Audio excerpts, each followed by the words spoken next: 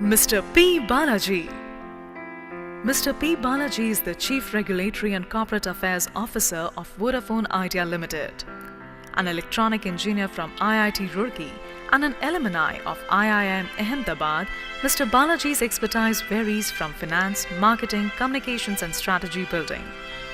Being the member of National Leadership Team, Mr. Balaji leads the company's regulatory policy, along with corporate communication across all channels, including CSR. He has over 2.5 decades of experience in handling telecom and IT. He has served as Managing Director of Nokia India, Sony Mobile, and was the Director of Vodafone India. Under his remarkable leadership, he took Vodafone Foundation, a Vodafone CSR initiative, to greater heights in India. Mr. P. Balaji is currently the Chairman of ASSOCHAM National Council on Telecommunications and Conversions. He is also a member of EPIC industry chambers like CII, FICCI and IMA. Ladies and gentlemen, IMA proudly welcomes Mr. P. Balaji to share with us his valuable inputs on India 4.0. Thank you, sir. Looking forward. And there's a gentle request for a true gentleman. We were trying to get the Union Minister, Smriti Irani ji, here, but Delhi and the weather hasn't allowed us. So the slot we've got is between 12:40.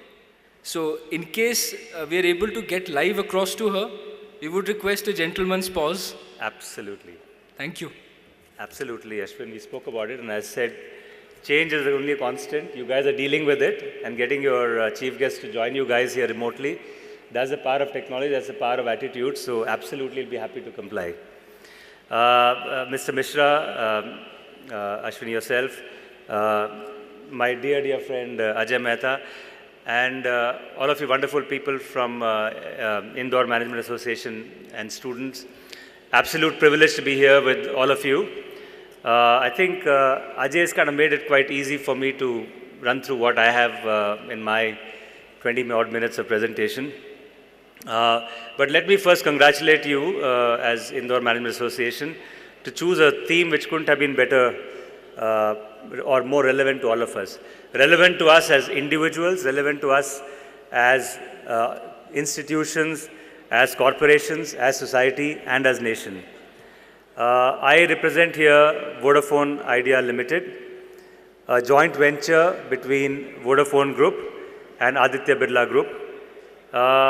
Post-merger in August, we have become the largest company in the country in the telecom services space with over 400 million subscribers, bulk of them in rural India. So it's something that we are very proud of. And now on this journey, everything that you talked about in terms of rebuild, reimagine, all of those things are very relevant to us as well as a company. And so very excited with the opportunity that we have to redefine our organization to be equally relevant in the future. What Ajay said, what you did in the past got you this far, it will not get you to the future, so there is a need to reinvent and we are on that journey. I'll start with saying a couple of most obvious things that you've probably heard over time. If change is a constant, then growth is an imperative, period. There is no other way other than that. And there is no better way to understand what lies ahead, but to look back, pause a little bit and look behind. And no better example than our own nation, which is where I'll start with, and the challenge that this country faced in 1991 and the way we went about it and the learnings that come from there. So 1991, a lot of you, as I see the average age here is not so high, wouldn't remember, but you may have read about it for sure, was a choice given to a generation of people, politicians, industry, and everyone else. We had to integrate with the world economy or perish, period. And frankly, that's a choice that was made by this nation, and that was to say we will integrate. And that's a great thing that happened at that point in time. As Victor Hugo once said, there is no power on earth that can stop an idea whose time had come. And truly at that time, integrating with the world economy was the only choice and the imperative we had. And looking back 25 years to now, we have actually gone 10x on our GDP, 270 odd million we were in 91, We are now around 2.6 billion. That's even after taking into account that the dollar was a lot weaker then, or the rupee was a lot stronger than compared to what we are today. That's a pretty good beginning for us as a nation. But that said, one must realize that the job is only half done. Ajay talked about the $10 trillion economy. I believe if growth, which is imperative, then we need to get to the 10 trillion mark, in my view, in about 12 to 15 years. And I'll actually make a little bit of a presentation now on how I think or why I believe I'm positive about it. One reference that we need to keep in mind, that in 91, China was only 1.4 times our size in GDP. Today it's 5 times. So it tells you that indeed it can be done. The only other country that, in my view, that we need to even look at in terms of benchmarking is China, because the scale of population and the complexity of issues that they dealt with was similar. So they did similar, and they've kind of had spectacular results too. And I believe that the next decade or so is the decade for India. When we made the decision to kind of integrate with the global economy, I think a lot of things started to become very obvious to us. It meant that we had to redesign the economy and had to move a lot more into services. The growth of services, spectacular over the last 25 years. The percentage of services, as a proportion of services as part of the GDP is 60% and above. New areas were discovered. The industry that I am so proud of saying, telecom, did not exist other than a department that used to offer services up until 1994. I joined 93. The Tatas nominated me along with AT&T to start a venture in telecom, because this whole integration thing that I talked about in 91 had been done and liberalization was in the air. And today that industry is more than $100 billion in value. Healthcare, financial services, IT sector, all of these things actually came as a result of that move. And so it meant a lot of redesign had to be done, a lot of retooling had to be done in order to get to that place. There was a conscious effort to rebuild core and scale up. If you look at today where we are on industrial base, you'll see a lot of numbers here, but the most important thing to understand is, in the small parenthesis there, what I say is, without fail, almost across all elements of steel, cement, two-wheeler, construction, IT, BPO, we are either either second or fourth or fifth in that range. And we obviously are continuing to invest in this area. We'll get even higher in terms of the base. Infrastructure, again, in most of the cases, coal, iron ore, aviation, railways, all of these things, if you see, we are second, third largest in the world. And on the agri base as well, if you look at it, significant amount of progress that's taken place in every one of these sectors to get us to where we are today, either the largest or the second largest in many, many cases. But the question is it enough? Frankly, unfortunately, the answer is no. As I said, if change is constant, and here's the reason why I say it, the unpredictable leadership, look, everything that's happening around the world, economics driving politics, whether it's the protectionism in the US, whether it's the trade wars between US and China, and the collateral damage that happens around it, whether it's Brexit or the lack of, all of these are issues that have significant role to play. Trade imbalances driving protectionism. I think what's happening in the US is a classic case. Consumerism fueled by debt, and that's a huge, huge number. Significant portion the world over, and India is no exception. Consumption is being fueled significantly by debt. And of course, Ajay had a fantastic presentation on what the digital wave and Industry 4.0 is doing to all of us. In the Indian context, clearly, there are a lot of social and cultural apprehensions. I wouldn't get into the detail, that itself is a subject for another talk. But essentially, whether it's gender imbalance, whether it's urban, rural, whether it's the influx of people from region A into region B, whether it's religious sentiments and everything else, all of these things are up on the fore, which basically are creating their own set of apprehensions in people. There is dramatic changes in the ways of working. GST, demonetization, this massive push towards digital is not easy. It means a lot of effort needs to be made in order to get everybody onboarded. The stress in agri sector, something that Ajay talked about, he used the word distress. I was wondering whether I should. And I say maybe I'll just say stress, because stress is positive. Distress is something that we have to deal with in any case. Employment concerns. Everyone talks about 1 million people joining the work stream every month. Each of us here, the 5,000 odd people or more, are privileged. How do we make sure the privilege that we hold can actually be reached out to about 600 million people? About 600 million people are all sorted out. They don't worry, they have small worries about life. But there are 600 million people or more that actually are still living existential crisis as individuals, and that's something that we need to deal with. And employment is a big, big step in that direction. The uncertainty with the elections and the fiscal deficit. So there is uncertainty, no doubt about it. But I think India is ideally placed for multiple reasons. Fastest growing major economy, that's the important point. Having grown 8 to 8.5% CAGR, that's how you had to grow for 25 years in order to get to a 2.6 trillion economy. So why can't we do a China, get to 10% plus for the next 12 to 15 years and get to 10 trillion? It is possible because every time a China or someone flexes their muscle, there's equally a counterbalance for other nations like us to actually take that and spot the opportunity and do something to make ourselves getting counted.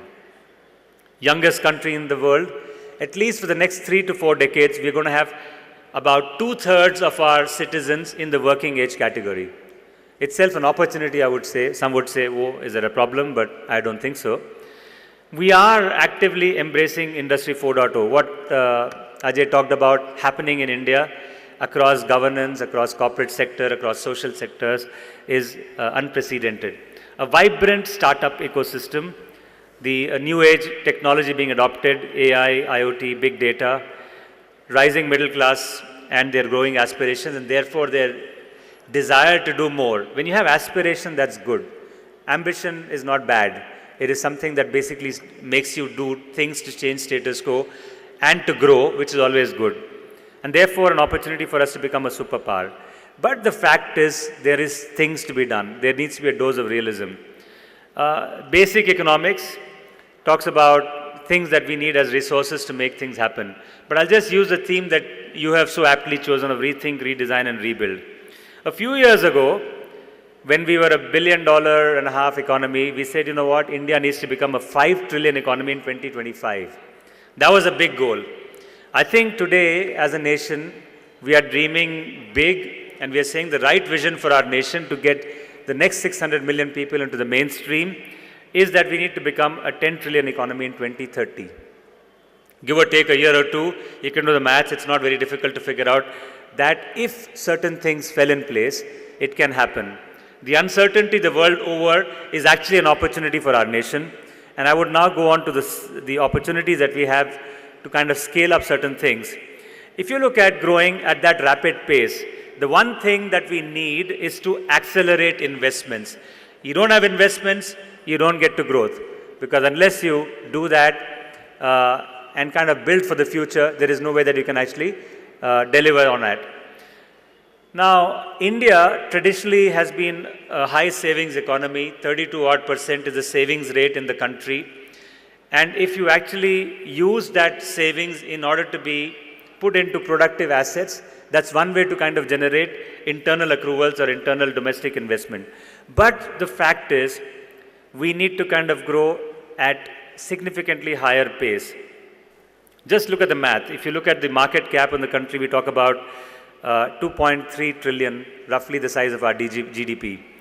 The FDI, foreign direct investments in this country was about 36 billion. Significant growth in about 10 to 11 years, 4 times. Not enough, because even if it is simple math, you say that you need to at least grow 5 times that in order to get to 10 trillion. You're looking at 150, 200 billion dollars to come every year. Yeah, that's the kind of number we're talking about. If I say that you need to move 32% of savings of our economy into financial and productive assets, which is why I picked up the mutual funds, you need to see a significant growth in that as well. And therefore, I think a lot of things that are being done in the government, and you guys will be reading and following it all the time, is good. When you say transparency, that's fantastic. If you say NPAs and dealing with it, that's fantastic. If you talk about the IBC, that's a fantastic thing to do. If you talk about ease of business, it's extremely critical. Why would one of my partners, Vodafone, the largest FDI investor in the country with $37 billion, $37 billion, be interested in putting more money in India if ease of business wasn't there? I'm just talking about one company, but there are every other foreign direct investor says that. This government recognizes it. The whole context of what's happening in the state that I am today in, right? The whole federal, the competitive, should I say, juices that have been built into the whole state and federal ecosystem, where people are, how do I say, competing for resources to come in to kind of grow more, is a very welcome sign. So while there is a huge appetite for funds, there is also a need for clear policies and roadmaps. Every time we derail things, and I'll come to one topic a little bit later, you cause jitters. So if you change the e-commerce policy significantly in a few months after an investment comes in, it causes jitters. And I'm sure these are big problems. When we take big, bold policy decisions, there will be corrections taking place. But my sense is we will get it right, because directionally, we're moving the right way. And the last line that I put here is, if we want to have investment either from ourselves as individuals, Indians putting money into mutual funds or financial instruments, or from foreign investors, there is a need for reasonable return of investment. People are willing to invest for the long run, but they need to have returns. And that is the one job that I believe that government and regulators will always have, no matter what the state of the country. But as I said, I am bullish with all the things that I've told you, why we will have 5 to 6 times increase in the investments happening, both from domestic as well as international funds coming in. Second, leveraging the digital DNA. I think Ajay talked about the 500 million people on internet, all of those things.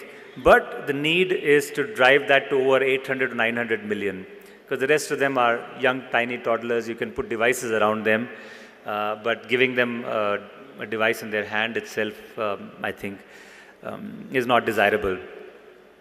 There is a clarity, in my view, that's required as you kind of turn digital and leverage the digital DNA, is to have the desired outcome clear. The worst thing you can do is take your old processes and start to kind of digitize them. That is wrong. That is absolutely wrong. You need to reimagine the processes. Think about digital first as part of your workflow, your business, and then design the whole journey to digital for organizations, institutions, and the government accordingly. I think the government is doing it pretty well in terms of putting a lot of those platforms, and the India stack that you talk about is a step in that direction. It's very important to kind of focus on the digital dividend and avoid digital disaster. The day you've turned off people and they have if they start to get paranoid about security, if they start to get paranoid about privacy, then that's a battle lost, and that's what I would call digital disaster. It's extremely important to take everyone along on this journey where they feel confident to get into digital space. Again, there are other nations that have gone through this journey, and it's very important that we kind of focus on global learning, and the need to kind of blend global and local to optimize is extremely important. Platforms to drive innovation and creating them is extremely critical. Just look at the whole GSTN thing. I think it's a fantastic situation where last July things happened and the whole system has been significantly stabilized in a matter of quarters, while other nations have taken years. It talks about the maturity of us learning from others' experiences and also kind of customizing it to our specific needs. It's come also because of significant collaboration among stakeholders. I believe there's also, in the overall context of things, platforms that you build are also means to kind of strengthen, empowerment at grassroots level and to empower every Indian. And so the things that we do on Jan Dhan, Aadhaar, mobile, and everything else around it are steps in that direction. These are just a few examples on how digital platforms and innovations have driven huge social change in matter of years. And I think it will only accelerate, because once you've shown people how it can be done, the innovation that's around us in the younger people is only going to kind of become bigger and bigger. I talk about the startup ecosystem because that's extremely critical. The days of large corporations hiring more and more people on an ongoing basis are gone. There may be some sectors that may continue to do it for some period of time, but increasingly that's not the order of the day. It'll be individuals, small startups that are going to employ a certain number of people and folks kind of gravitating around doing something to achieve a means that will kind of drive future employment. And to that extent, the whole Startup India mission has been successful in multiple ways, because to get to the third largest startup ecosystem in the world, where there's a lot of noise and clamor for funds and interesting ideas, combined with the scale that India can offer, obviously makes it exciting for 40,000 plus startups. It's amazing that $100 billion of value has been created in a matter of years. It's incredible that in India you have 20 plus unicorns, and I'm talking about in dollar terms. I'm not even talking about purchase parity, because that would be a significantly higher number. And we have people that work with large startups like Flipkart, give it up, and set up a startup of their own called Udaan, which gets to a unicorn in 25 months. I don't think it would have happened if there wasn't a conscious focus on driving startups, and I believe that this will also be the next big push that will happen in order to make sure that we get to that 10 trillion mark. And lastly, I spoke about India a little while back on what we've accomplished in terms of infrastructure, core industry, and so on. If we have core industry, we are in a position, if we got mining resources, we are in a position to kind of do all these big projects. Imagine the amount of roadways and tolls and stuff that we need to do around the oceans that we need to put together. If we didn't have core sector, if we didn't have adequate resources, how would we end up building this infrastructure? And if we did not build infrastructure, how would we move all the goods and services and people that need to move to make this $10 trillion economy kick? So while all of this is on the physical side, I wanted to dwell a couple of minutes more on an important point. You would have heard this, a lot of companies today talk about strategy is great, but culture will defeat strategy every time. What are they trying to say? If you don't have a culture to change, no matter how best the strategy is, it will not work. I think Ajay talked about growth mindset. That's just one such illustration. And successful companies and organizations and nations are those that embrace change and move forward. And they are also successful because they believe that collaboration is the key. Everything that we talked about 25 years ago, 30 years ago, was in a nation that believed in scarcity. बच्चे ज़्यादा पढ़ोगे तो आगे निकलोगे. You got to be one out of 1,000 in order to be successful. To now, there are much more resources available. There's a lot more interest in India. There is scale available. And there are people, young people, that are willing to do things that they believe are important for them to express themselves and add value. Otherwise, you wouldn't have seen a Virat Kohli, you wouldn't seen a Sachin Tendulkar or anybody else emerge at all. Or the money-chasing excellence in any field that you look for. It's incredible how that world has changed. And I also realize that those people and that kind of a culture is increasingly driving a collaboration and a collaborative effort. Academia, working with corporations. If you walk into governments, at least in Delhi that I'm seeing increasingly, you would be surprised the number of consultants, and I've got my friend here from Bain, he would vouch for it, the number of top 4 or 5 consulting firms that are sending their young interns into government, and the amount of empowerment that they have is not funny. The number of people that are coming from industry and getting into secretary level posts, which was unthinkable, a few years ago, is starting to happen. So I'm saying that while collaboration is extremely important, the culture needs to only multiply. For the most part, as you've heard me, I'm an optimist and I believe that it will be getting done. But I also believe that there are 2 other elements that we need to do. The corporates and individuals need to collaborate. Government is having an open mindset. And society as a whole needs to be with us, because if that mindset doesn't change, we have a problem already. We need to take everybody and make sure that people are used appropriately. I think whether it's a company or a country, no one is useless. They are used less, as I picked up yesterday from a speaker. If we stop thinking of people as useless but saying they are used less, it's a culture and a mindset shift that we can actually make a big, big transformation for ourselves as a nation. I will just give one practical example because I spoke about society and taking people along and collaboration in the context of social good. A few years back, in my company, we decided that rather than focus on doing good by only kind of following what was the beaten path, we will use technology and scale, which is what we as Vodafone then and Vodafone Idea now understood very well, and rebuild our entire CSR initiatives around the theme of technology for good. And if we understood customers, if we understood rural India, then we could understand the problems there. If we could communicate with our customers, 400 million, as I said now, across multiple models of feature phones, smartphones, IVR, SMSs, USSD, and use analytics, we could use the same learnings in order to make transformative difference across multiple areas, whether it was agriculture, governance, women empowerment, health, or education.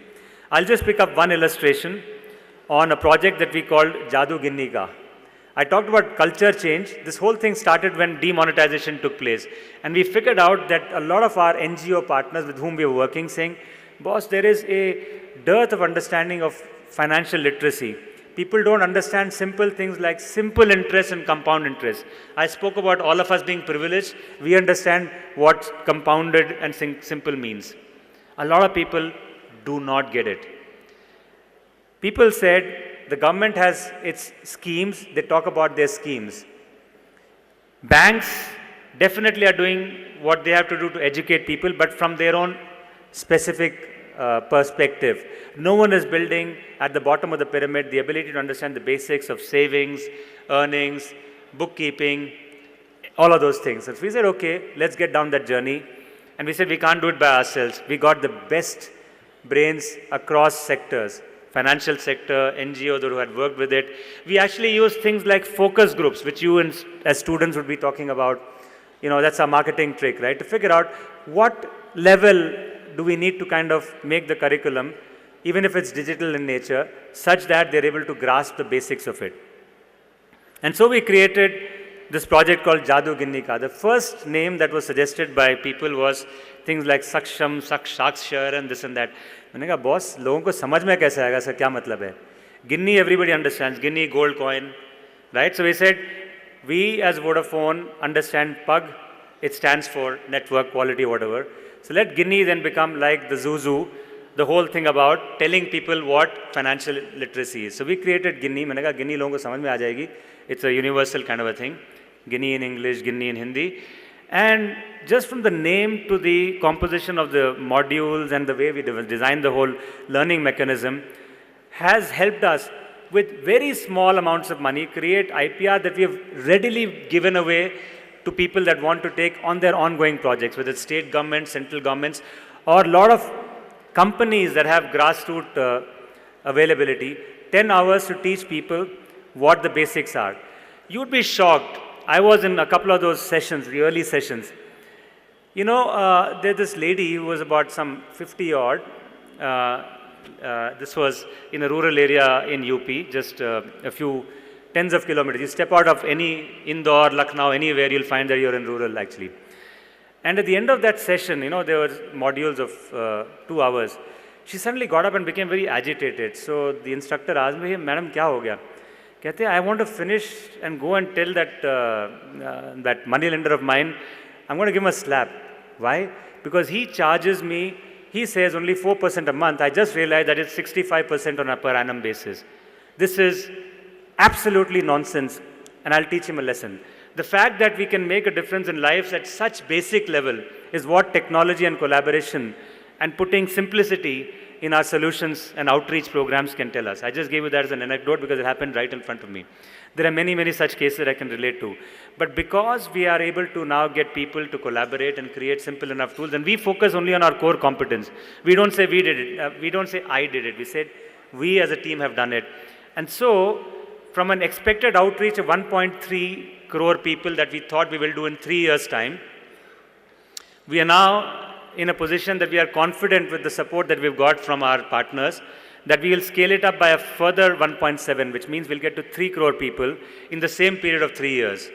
And that's the power of digital, that's the power of technology, that's the power of collaboration, and that's the power of simplicity and putting ourselves on the path of saying we will do what we can as individuals, as society, as companies, institutions and organizations and government to actually pull the balance 600 million people up. I will summarize by just saying a few things. India enjoyed decades of progress from transformation. It gives us a very firm foundation for a swift takeoff. Young India, and that's reflective of the people here, is raring to go and take on the world. The confidence that you exude is exemplary. The digital era definitely requires us to have a fresh thinking and ways of working, which is around digital, which is around collaboration, and is extremely critical for each one of us to pull ourselves up, which is the point that Ajay talked about, learning ourselves, and also support one. Each one of us, 600 million people, pull ourselves up and support one more person. You made the difference. And for India to claim its rightful power as a global superpower, infrastructure is a critical facilitator, but human capital, ladies and gentlemen, is the essential enabler. Thank you very much.